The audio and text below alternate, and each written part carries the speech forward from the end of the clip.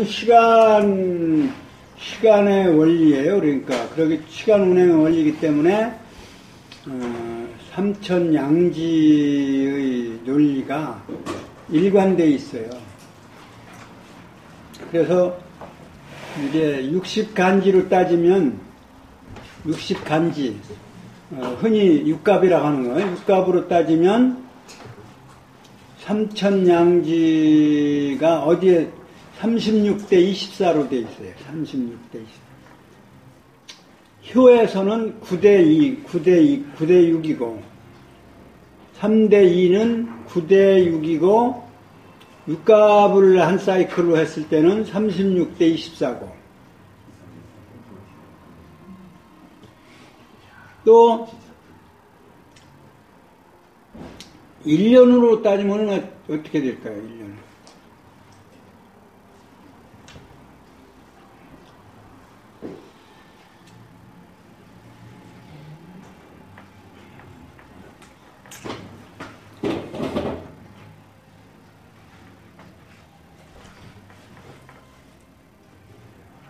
(1년으로) 따지면 얼마 어떻게 돼요?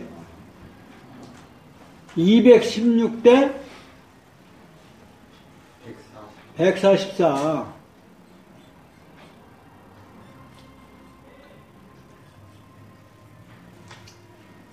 그렇게 돼 있어요. 그러니까 주역에서 그 역수 또는 시수의 논리를 언급한 곳이 몇 군데 있어요.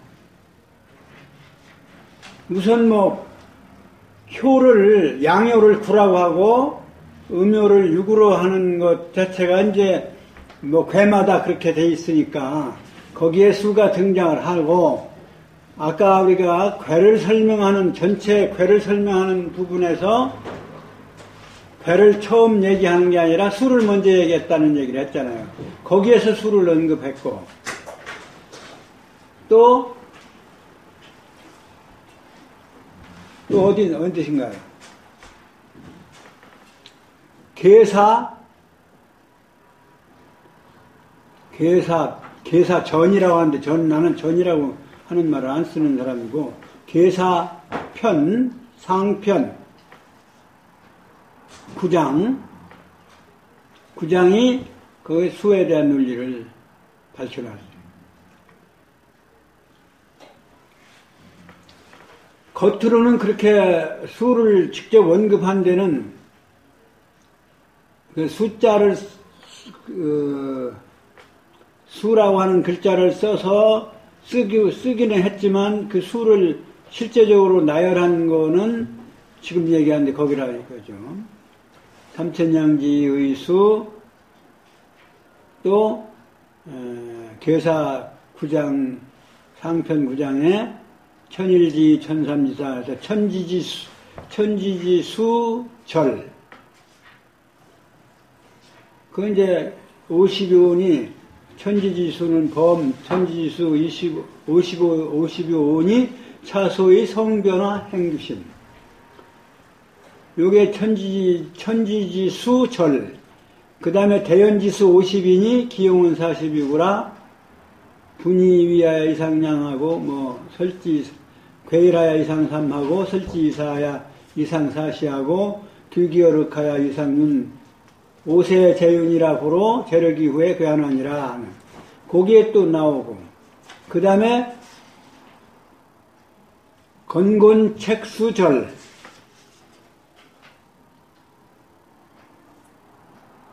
천일지, 천삼지사, 천오지육, 천칠지팔, 천구지십이니 천수 오요. 그 다음에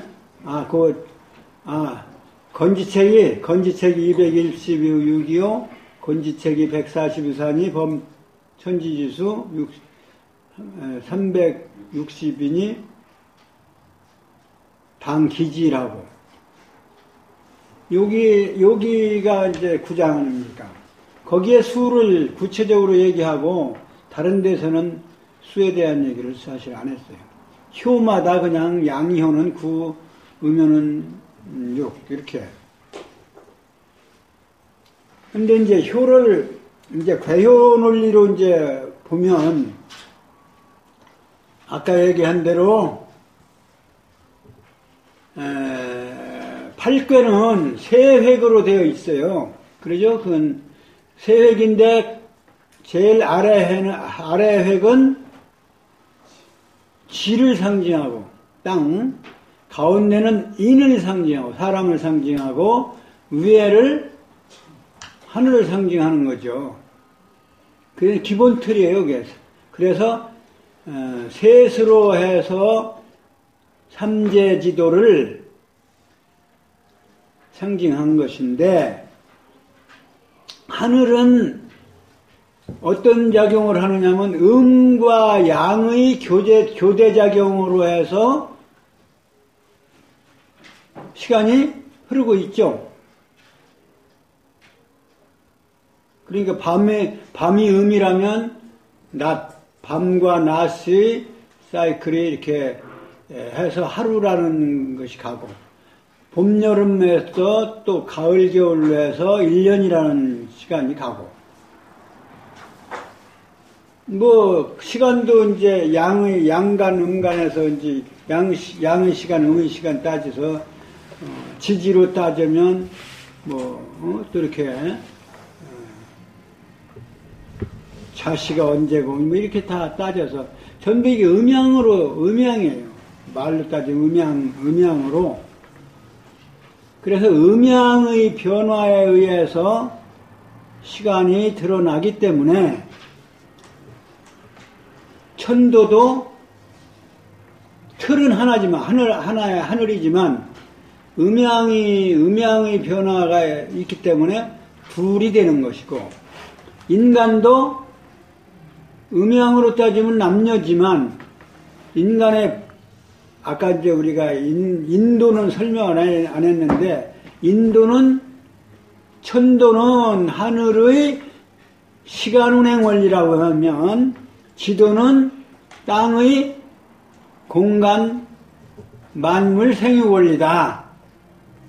그럼 인도는 뭐냐? 인도는 그 안에서 인간이 어떻게 살아가는 것이, 인간이 살아가는 길이 어떤 것이냐, 그거를 제시해 준 것이 인도다.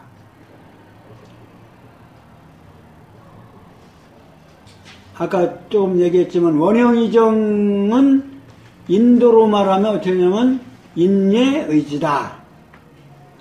인예가 양이라면 의지는 음이죠. 그러니까 가을 겨울이니까.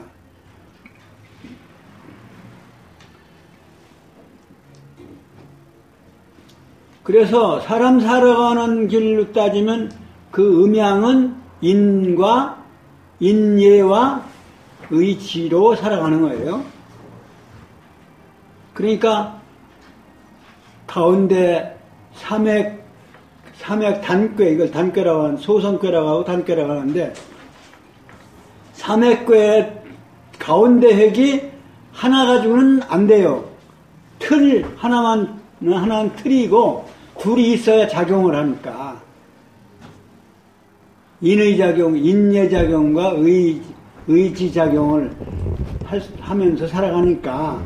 그러니까 두 획이 있어야 되고, 하늘은 위에 있는 한 획으로만 작용되어지, 한 획으로는 작용이 안 되니까 음양 두 획으로 구성돼야 되고, 그 다음에 지도도 마찬가지예요. 땅도 마찬가지예요. 땅은 음양이라고 안 하고 어떻게 얘기할 수 있냐면, 땅은 뭐예요? 땅은, 음양은 시간 개념이에요, 사실은. 우리가 음양오행설 해서 음양 이렇게 얘기하는데, 음양이란 말은 시간 개념의 말이고, 지도는 그냥 공간 논리이기 때문에 음양이란 말을 쓰지 않고 뭐를 써야 되겠어요? 지도는 공간이니까, 공간에는 뭐예요? 힘센 놈이 왕 아닙니까? 강유로 얘기되어져요. 그래서 제일 아래 획은 강유로 작용하기 때문에 둘로 되고, 가운데 획은 인예와 의지 작용, 인의 작용이라고 해요. 그 줄이면 인의 작용, 인과 의의 작용.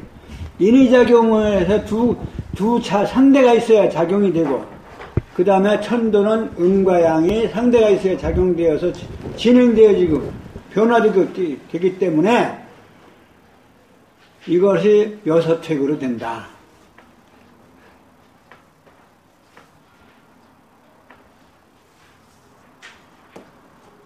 그런데 아까 얘기한 대로 여섯획으로 되어지는 것은 공간 위주의 논리예요. 공간의 형식의 논리이기 때문에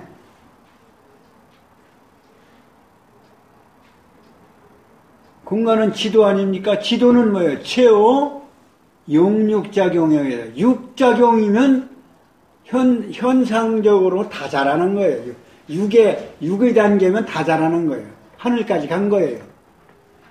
육효, 그러니까 상효는 하늘이에요.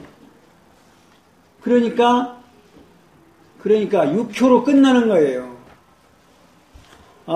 천지 삼재지도니까 세획씩 해서 구효괴가 있을 수 있지 않느냐. 옛날에는 그 생각해서 구효괴를 만들고 해본 사람 있어요. 실제적으로. 그런데 주역의 이치가 용육작용으로 지상의 공간에는 용육작용으로 끝나기 때문에 보이지 않는 시간의 작용은 6, 7, 8, 9도 작용이 있을 수 있는데 그건 시간의 작용이기 때문에 그림으로 공간적인 표현으로 할 필요가 없고 할 수 없는 세계예요. 그렇기 때문에 삼획계 두 개로 삼천양지할 때 양지로 사실은 양지로 그건 땅지자도 되지만 갈지자도 돼. 두로 갈라진다. 그 양지란 말을 썼죠. 설괴에서. 설괴 2장인가요? 2장에 보면은, 설괴 2장 보면. 아니, 저기 1장에 삼천양지. 아니, 거기는 갈지자가 아니라 따지자고. 네. 2장에서 보면은, 갈지자로 돼 있잖아요. 뭐라고 했어요? 삼재의 양지. 둘로 나눠져 작용한다. 이런 얘기, 그게, 이 삼획괴가 천지인을 상징하는데, 천인지를 상징하는데, 그것은 틀이고, 땅, 인간, 하늘, 삼재의 틀을 얘기한 거고, 그것이 작용하려면 둘이 있어야, 상대가 있어야 작용하죠. 그렇잖아요. 관계에서 작용이 이루어지는 거예요. 혼자 있어서는 아무 작용이 안 돼.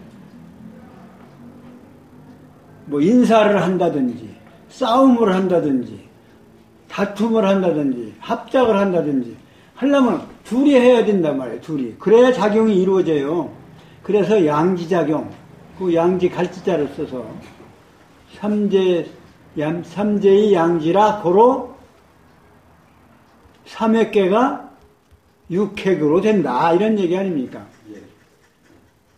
근데 육획으로 끝나는 이유는 아까 얘기한 대로 지도는 최후용육에 의해서 6이면 다 공간의 상황은 6이면 다 1, 2, 3, 4, 4시다 끝나고 그리고 뭐예요? 사방에다가 상하. 그러면 물론 뭐 각도를 더 좁혀서 뭐 만방으로 갈라질 수 있겠지만 이거는 사방. 오행원리도 사방이에요. 사방 논리예요. 중심을 넣어서. 그러니까 사상에서 사상 논리에다가 중심을 플러스하면 오행 논리가 되는 거예요.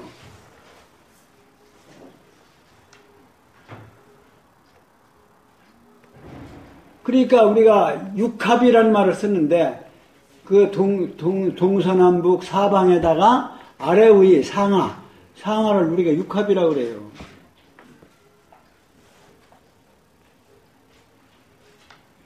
그니 불교에서 시방은 8개로, 8방에다가 상하를 해서 시방세계예요, 사실은.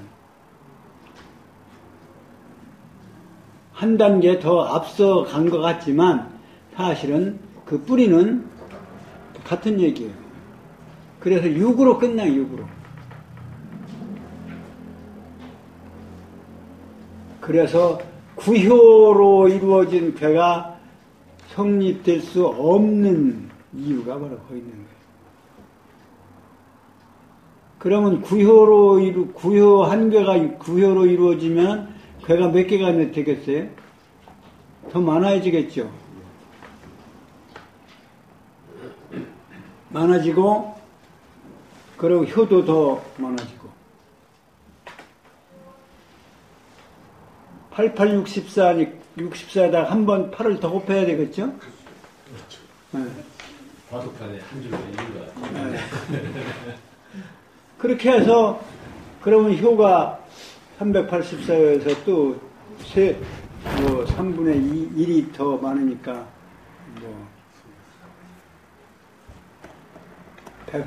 107, 예. 그게 그렇게 많아질, 그러한 주역은 없는 거예요. 성인이 주역을 만든 거는 이러한 논리에서 만들어진 거지, 그냥 장난 삼아서 2배, 3배 하고 적당히 이렇게 해서 절대 아니에요.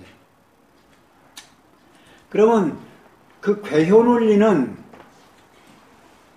시간하고 무관할 수가 없죠. 그래서 1초효하고 2효는 땅을 상징하고, 중간에 3, 4효는 인간을 상징하고, 그리고 5효하고 4효는 천을 상징하는 건데, 위치로. 그런데 이걸 2개의 괴를 합친 걸로 보면 3과 4는 어떻게 돼요? 그 바로 선우천의 논리가 거기 들어있는 거예요. 3효까지는 선천이고 4효, 5효, 상효는 후천적 논리가 그 안에 들어있다, 이런 얘기예요. 그리고 땅의 논리, 땅의 붙박이로 있는 존재, 이건 실존하고 있는 존재니까 그 초효에는 땅 밑이라고 한다면, 초효가 땅 속이라고 한다면 2효는 지상이에요, 지상. 그러면 지상에 있는 존재는 인간도 역시 지상에 있는 존재예요. 그렇기 때문에 3, 4효가 인간의 위치지만 지상에 실존하는 지상의 위치에 인격으로 딱 정해진 사람이, 그게 위치가 2효란 말이죠. 그렇잖아요.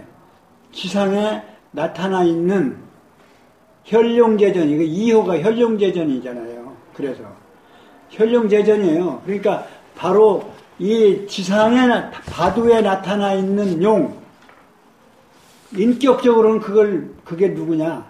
그게 하느님에 올라간 성인이 아니고 바로 실존하는 군자예요. 그래서 2효는 군자의 위치입니다. 인격적 모델은 2효가 지상에 있는 바로 인격을 갖춘 인간, 이건 실존하는 아주 허상이 아니고 실상으로서, 모델로서, 그래서 군자상이에요.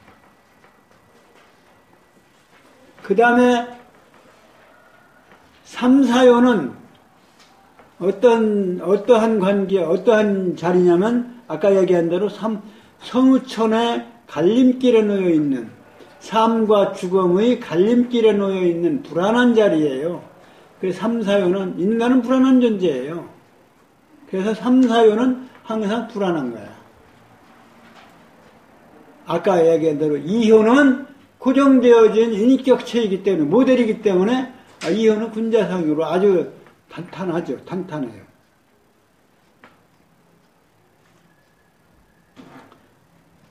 그런데 그 불안한 인간을 뛰어넘어서 지금은 하늘의 위치에 가 있는 존재가 바로 오효의 성인의 위치예요.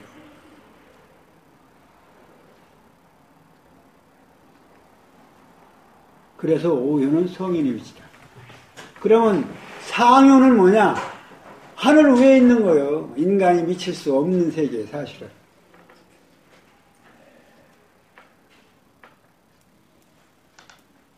그렇게 되어 있죠.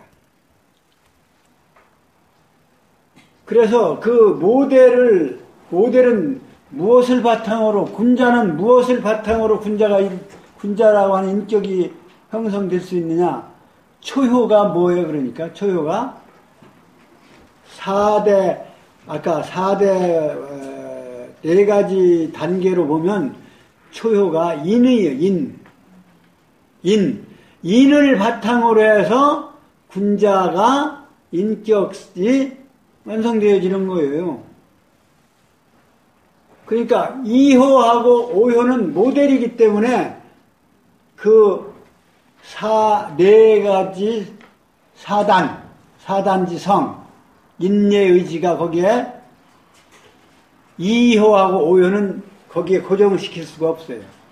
인을 디디고 된 군자이기 때문에, 군자상이기 때문에, 그러니까 그러면 남는 게 어디냐면 초효하고 3, 4효하고 그리고 상효가 남잖아요. 모델 빼고 나면. 그렇죠?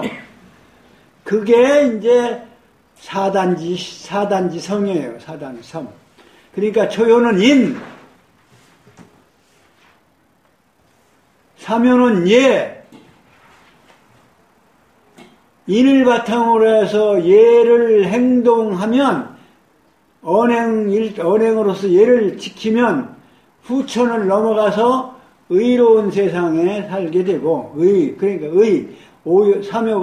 4효가 의, 그 다음에 상효는 성인의 위치를 넘어섰으니까 그건 지혜가 다 열린 성인의 윗자리에 있는 거예요. 사실은 열매. 그래서 인격의 인격의 완성체, 지혜가 열린 성인. 지혜를 갖추면 그건 인격이 완성되리요. 성인의 가르침을 통과한 거죠. 통과해서 지로 올라가는 거죠. 그래서 이 6효 중에서 2효하고 5효는 군자와 성인의 모델이라면 그 군자 성인의 심성의 본성의 순서대로 초효가 인, 3, 4효가 예의, 그 다음에 상효가 지다. 그려가지고 설명을 거기다 써놓으세요. 내가 지금 여기 지금 쓰기가 일어나서 저기가 무엇이니까 여기 그러고 잘 써지면 하는데 안 지워지기도 하고 아주.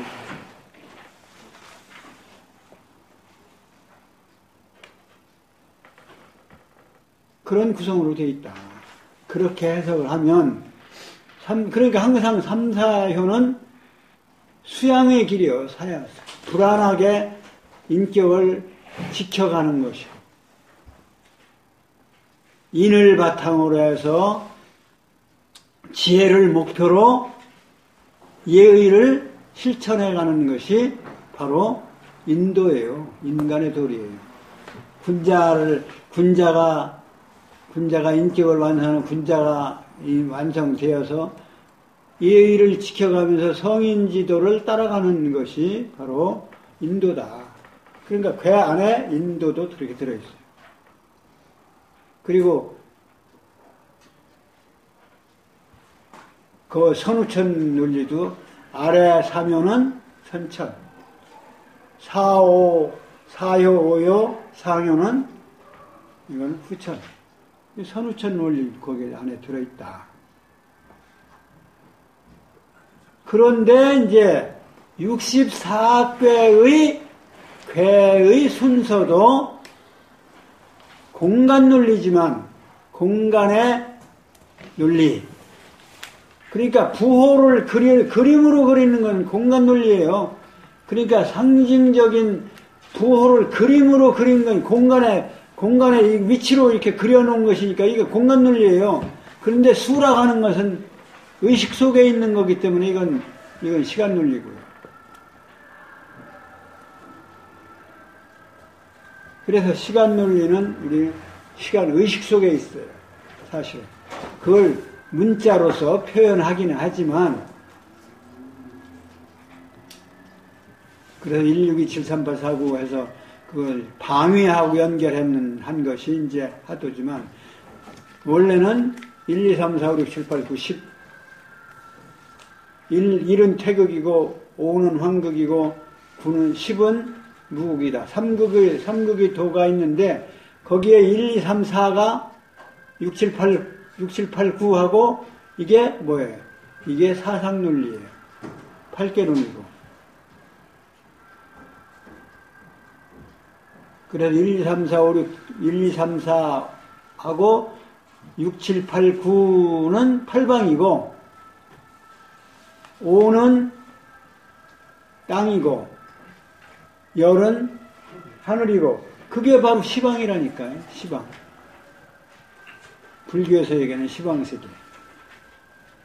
열십자 모방자서 십방. 근데 십방이라고 안 읽고 시방이라고 읽잖아요. 불교도 따지고 보면 그런 공간 논리를 주로 위주로 얘기했죠. 근데 그 공간을 넘어버려서 사실은 가장 형이상적인 공담의 논리예요. 공이에요. 공리. 그래서 그거를 유교에서는 너무 빠졌다고 허무정멸지도다 이렇게 해버렸는데, 니르바나라고 하는 게 바로 그 열반세계라고 하는 것이 무의세계예요, 사실.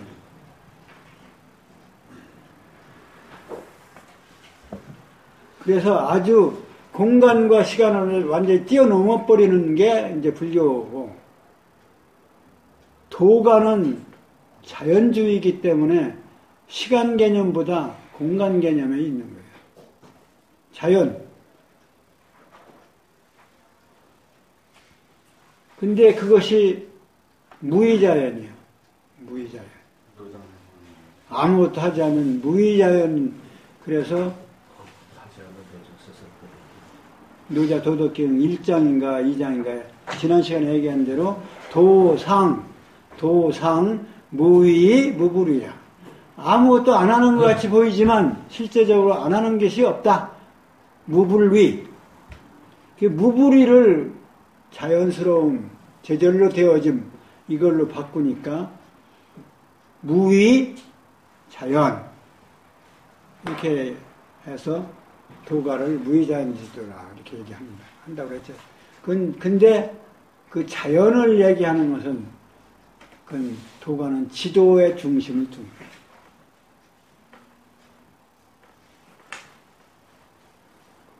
그래서 한국 철학은 천에서 시작해서 땅으로 내려왔어요.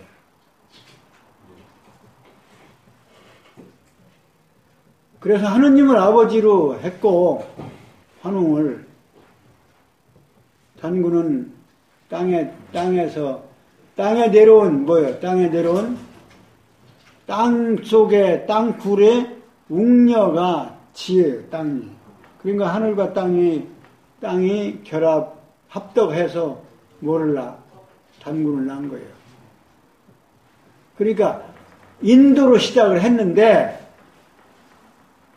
그것이 역사적으로는 천도가 내려와서 땅에 내려왔기 때문에 그 단군신화 끝부분에 보면 지선이 되었다 그랬어요. 땅의 신선이 되었다. 그러니까 도가적인 신선 사상으로 내려와서요. 바닥을 치고 그 신선 도가적 사유가 한 700년 동안 그 신선 사상이, 그래 국선 사상이, 거기서 국선 사상이 주를 이룬 거예요. 그러니까 신선이 되고자 하는 그러한 도가적 삶. 근데 그런 바닥을 치고 다시 하늘로 가서 올라가는 것이 아까 얘기한 불교가 들어와서 불교의 영향으로 하늘까지 올라간 거예요. 다시 인도를 중심한 유교의 시대가 오면서 다시 인간으로 되돌아갔어요.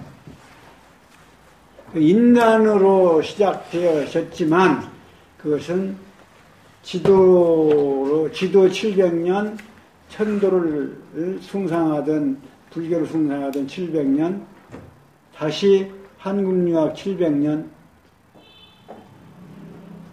37은 20일, 2100년. 37이라고 나오잖아요, 37. 37은 그런 의미도 또 있어요, 역사상. 근데 그 37은 그런 의미보다도 뭐예요? 하도가 낙서로 바뀌는, 낙서는 뭐라고 하냐면 자라는 것, 과정의 논리고, 하도는 씨의 논리라고 했으니까, 자라려면 생겨나야 할 거 아니에요. 생겨나는 출생의 논리에 37이 들어있어요. 하도의 37이 동쪽의 양과 서쪽의 동의 3, 서쪽의 7. 37 논리가 그래서 나온 거예요. 왜 37일 만에 사람이 됐느냐.